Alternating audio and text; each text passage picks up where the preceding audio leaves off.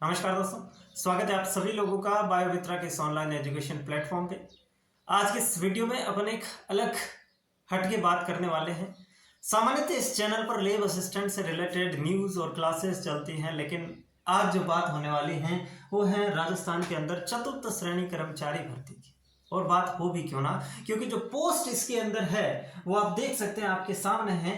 पहले थोड़ी कम थी, अब और इसमें बढ़ा दी, और अभी वर्तमान में जो पोस्ट है इस भर्ती की वो है 53,749, यानी कि लगभग आप 54,000 के आसपास मान सकते हैं। 54,000 पोस्ट इस भर्ती के अंदर है।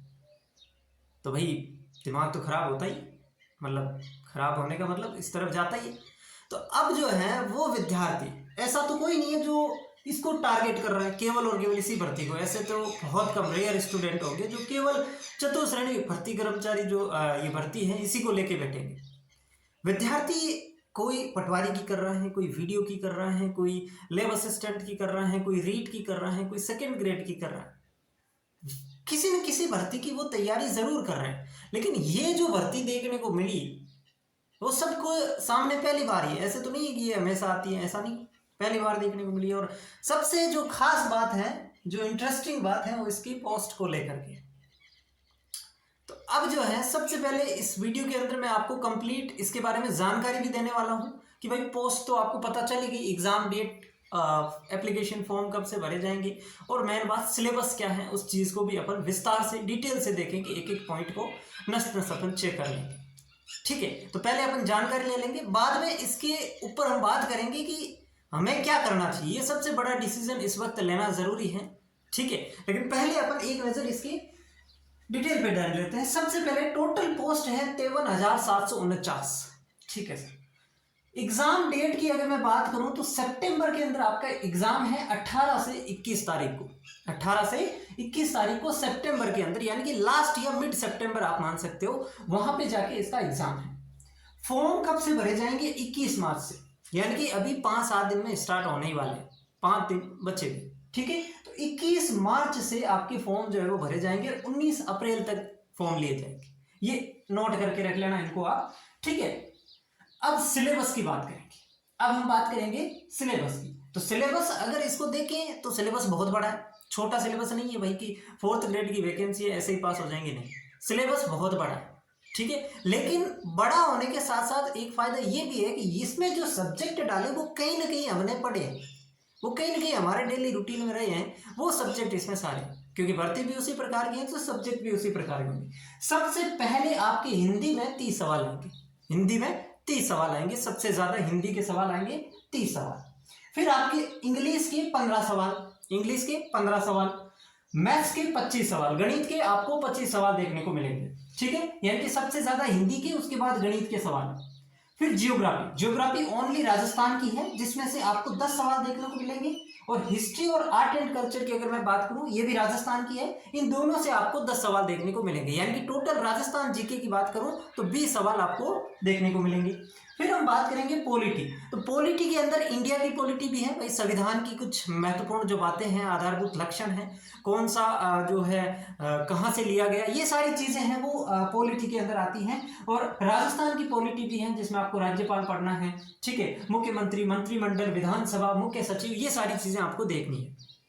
फिर आता है करंट। करंट के भी 10 सवाल आपको देखने को मिलेंगे, और ये करंट केवल राजस्थान का नहीं है, आपको इंडिया लेवल का पढ़ना है, यानी कि राष्ट्रीय स्तर की जो समसामयिक की घटनाएं होती हैं वो आपको देखनी है करंट के अंदर।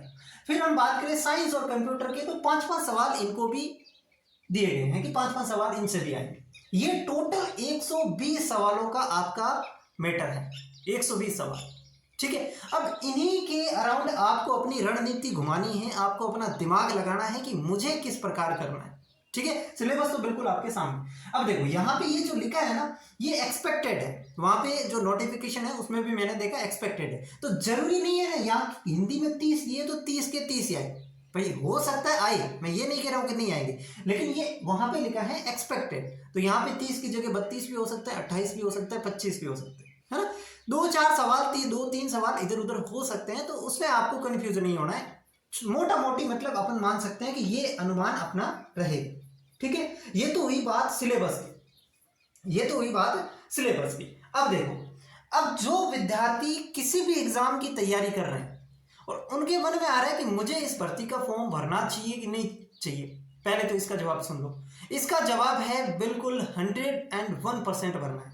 इसमें आपको डाउट नहीं रखना। बिल्कुल आप किसी भी भर्ती की तैयारी कर रहे हैं, आपकी कोई भी XYZ टारगेट हो सकता है, लेकिन चतुर्थ श्रेणी कर्मचारी एक ऐसी भर्ती है जिसमें राजस्थान के लगभग सभी विद्यार्थी फॉर्म डालेंगे, लगभग सभी। जिनका बहुत ज़्यादा लेवल है भाई, जिनको लगता है ये मेरे लेवल की है ही नहीं, वो तो नहीं डालेंगे, लेकिन लगभग मेरा ये अनुमान है कि जितने भी बेरोजगार इस समय हैं वो इस भर्ती में अपनी किस्मत जरूर आजमाएंगे। और आपको भी मैं बोल चुका हूँ 101%, 10%, 110% आपको फॉर्म लगाना है, जितना परसेंट आप मान सके। अब देखो, अब आप कहेंगे सर हमारी तो जो टारगेट है वो तो कोई अलग ही पोस्ट है, हम तो उस पर जाना चाहते हैं। देखो, अगर आपका बिल्कुल ही फोकस्ड 100% टारगेट वही है कि मुझे तो यही लेनी है, यही लेनी है, और इसका एग्जाम 2025 के अंदर ही है। अगर ध्यान से सुनना, कोई ऐसी भर्ती है, वो चाहे लेब असिस्टेंट वाले भी हो चाहे कोई अन्य भी हो, लेकिन आपका एग्जाम 2025 में आपका पूरा का पूरा फोकस कि मुझे इस बार लेब असिस्टेंट की सीट लेनी है, मेरी तैयारी अच्छी चल रही है, बहुत अच्छी चल रही है, और मुझे सीट मिल जाएगी, इतना मुझे कॉन्फिडेंस है और मैं लेके रहूंगा। तब तो आप इसमें अपना समय खराब ना करें।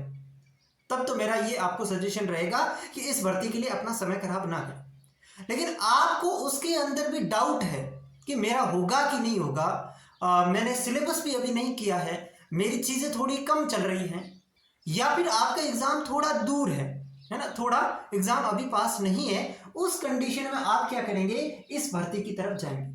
फॉर्म उनको भी डालना है जिनको 100% लग रहा है कि मुझे तो उसी में जाना है, फॉर्म तो सबको लगाना है, ये मैं डाउट पहले ही क्लियर कर चुका हूँ, है ना। बाद में क्या परिस्थितियाँ बनती हैं वो हमें नहीं पता, तो फॉर्म लगाने में अपन को कोई हर्ज नहीं, फॉर्म लगाना है, एग्जाम भी दे के आ जाएंगे, एक दिन में कौन सा फर्क पड़ने वाला, ठीक है। अब जो विद्यार्थी लंबे समय से तैयारी इसकी कोई नहीं करेगा, तैयारी अब स्टार्ट करेंगे सारे, लेकिन जिनका एग्जाम अभी थोड़ा दूर है या फिर जिस भर्ती की वो तैयारी कर रहे हैं उनमें उनके चांसेस थोड़े कम लग रहे हैं, तो वो इसके अंदर आप जो है वो इनको कम से कम 3 महीने का समय देंगे।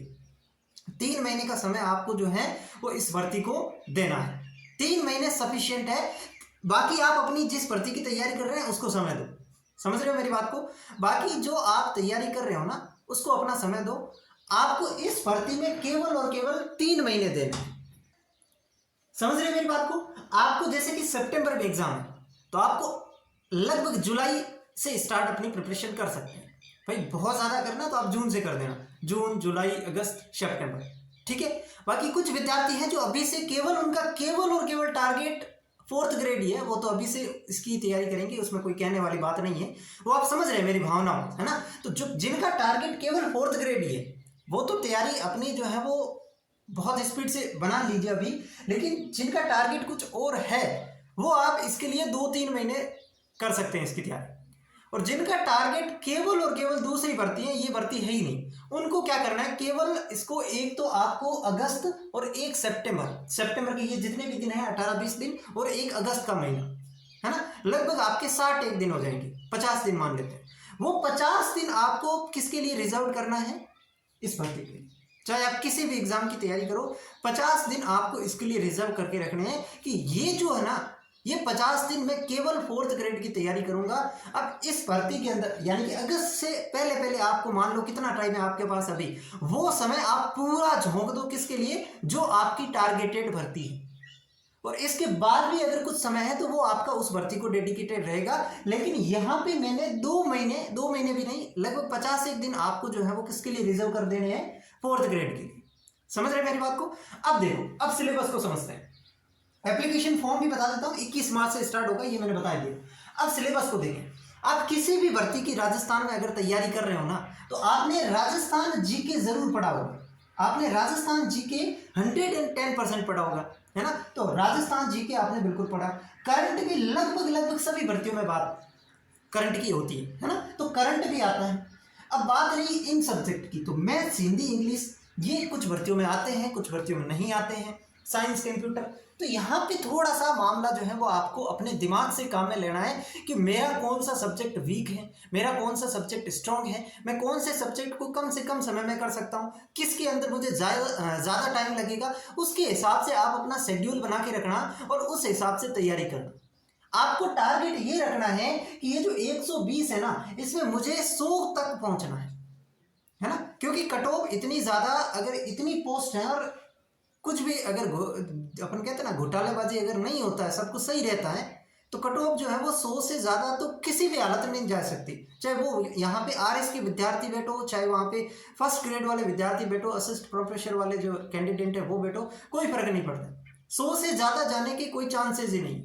ठीक है, लगभग अनुमान जो है वो 90 के आसपास रहने के है, लेकिन फिर भी कट ऑफ मैक्सिमम मैं मान के चलता हूँ कि 100 जाएगी। तो आपको अपना टारगेट बनाना है कि 100 नंबर मुझे किसी भी प्रकार से इसमें से कवर करने हैं। अब सवाल इसमें इतने ज़्यादा डिफिकल्ट नहीं आएंगे भाई, 4th ग्रेड की वैकेंसी है तो उसके हिसाब से सवाल आएंगे। जैसे कि मैथ्स के 25 सवाल है, तो मैं आपको ना करते हुए बता रहा हूँ कि अगर आपने कुछ भी नहीं पढ़ा ना मैथ्स में, तो आप 7 से 10 सवाल बिल्कुल कर लोगे, क्योंकि 4th ग्रेड का लेवल भी उस हिसाब से रहेगा। अगर आपने थोड़ी बहुत भी ढंग से मेहनत की है कभी, तो आप मैथ्स वगैरह, हिंदी वगैरह, इनमें सवाल कर लोगे लगभग 30-40% तो आप बिना पढ़े कर लोगे। बस थोड़ी सी मेहनत, थोड़ी सी जान उसमें और फूंकना है और इनको आंकड़े को 100 तक पहुंचाना है। 90 तक भी रहे तो कोई बात नहीं, वो तो बाद की बात है, लेकिन हमें ये प्रयास करना है कि 100 के आसपास हमें पहुंच जाना है। ठीक है, तो यहाँ पे ये चीज़ें आपको बिल्कुल क्लियर हो गई होगी कि यहाँ पे हमें जो है वो 4th ग्रेड का फॉर्म भर देना चाहिए।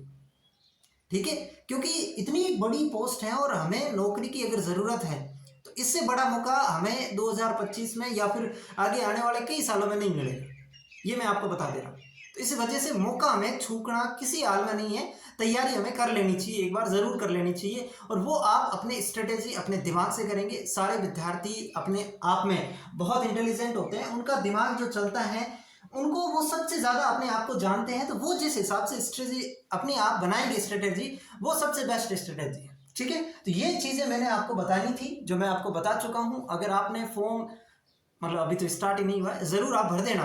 मेरा ये कहना है, आप फॉर्म ज़रूर भर देना, चाहे आप तैयारी करो या ना करो। ठीक है, बाकी आज के सेशन में अपने इतना ही रखते हैं। और भी कोई डाउट है कुछ भी इससे रिलेटेड, तो आप कमेंट सेक्शन आपके लिए खुला है, बता देना। और चैनल पर नए हैं, थोड़ी बहुत भी जानकारी अच्छी लगी, काम की लगी, तो सब्सक्राइब कर सकते हैं। धन्यवाद।